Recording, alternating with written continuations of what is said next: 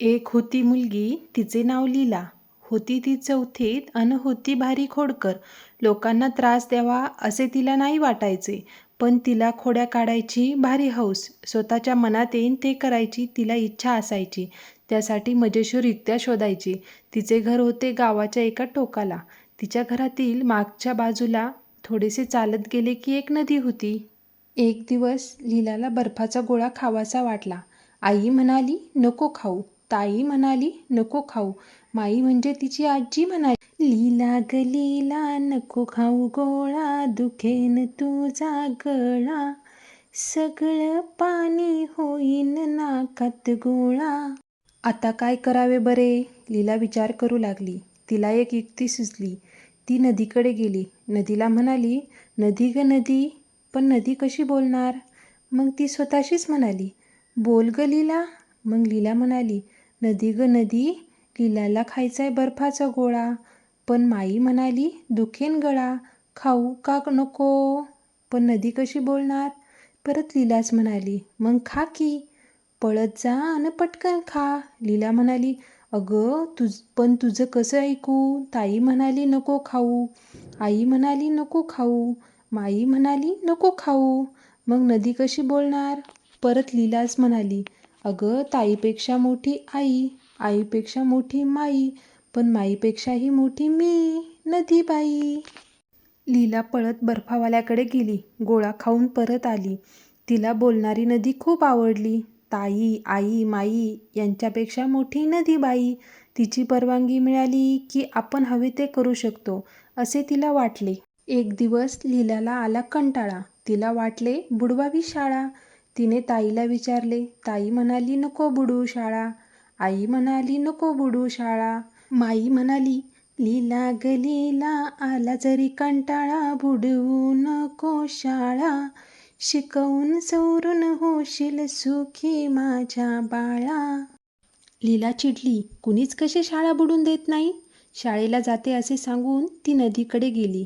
नदीला म्हणाली, नदी ग नदी, लीलाला आलाय कंटाळा, बुडवावी वाटते शाळा, काय करू? पण नदी कशी बोलणार? मग लीलाच बोलली, आलाय जर कंटाळा तर बुडव बिंदास शाळा. ताई, आई, माईपेक्षा मोठ्या नदीबाई. परवानगी दिली म्हटल्यावर लीला शाळेला गेलीच नाही. दिवसभर नदीकाठी वावरात खेळत राहिली. संध्याकाळी घरी आली. तिची ताई तिच्याच शाळेत 7वीत शिकत होती. लीलाने शाळा बुडवल्याचे तिला कळाले होते. तिने आई अन माईला पण सांगितले होते. त्या तिघींनी लीलाची बोलणारी नदी पण माहीत झाली होती. त्या तिघींनी लीलाची गंमत करायचे ठरवले. तिला शाळा बुडवल्याबद्दल कुणीच काही बोलले नाही. काही दिवसांनी आला भोला. भोला म्हणजे लीलाचा मामा. भोला मामा नेहमी खाऊ घेऊन यायचा. त्या दिवशी नेमकी लीला शाळेत निघाली तेव्हा तिचा मामा आला. लीलाला खूप आनंद झाला.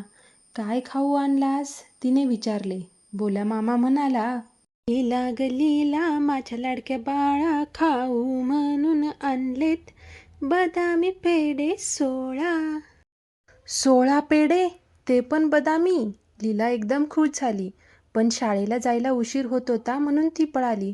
संध्याकाळी आल्यावर मी पेढे खाणार, लीला ओरडत गेली.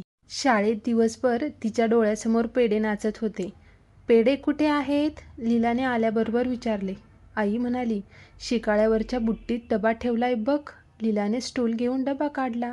उघडून पाहते तर डबा सगळा रिकामा. आई, यात तर एक पण पेढा नाही, लीला ओरडली. लीलाचे ओरडणे ऐकून आईला नवल वाटले. आई म्हणाली, अगं असं कसं होईल? तिने ताईला हाक मारली. नीला, ए नीला. काय ग आई? नीला परसातून पळत आली. अगं पेढे कुठे गेले? आईने विचारले. कुठे गेले म्हणजे? मीच खाल्ले. मी खाल्ले 8 आणि नदीला दिले 8, नीला म्हणाली. तू बदामी पेढे नदीत टाकलेस? मूर्ख कुठली, आई नीलावर ओरडली. अगं हो, तू म्हणालीस पेढे खाऊ नको, माई म्हणाली पेढे खाऊ नको, मग मी नदीबाईला विचारले. नदी म्हणाली, नीला ग नीला, पेढे आहेत 16, तू घे 8 आणि मला दे 8. अगं पण नदी कशी बोलेल? माई आणि आई एकदम म्हणाल्या. कशी म्हणजे? लीलाशी बोलते तशी, नीला म्हणाली. काय ग लीला, नदी तुझ्याशी बोलते? माईने विचारले. अगं माई, तीच तर लीलाला गोळा खायला सांगते, शाळा बुडवायला सांगते, हो की नाही? लीला आता चिडली. तिची खोडी तिच्यावरच उलटली होती. आता काय करावे बरे? तिने थोडा विचार केला अन म्हणाली, ताई आई माई समजलं ग बाई, नदीशी बोलायला आता मी जाणार नाही. माई हसत कपाटाकडे गेली अन डबा घेऊन आली. लीला न नीला घ्या एक एक पेढा अन खेळायला पळा.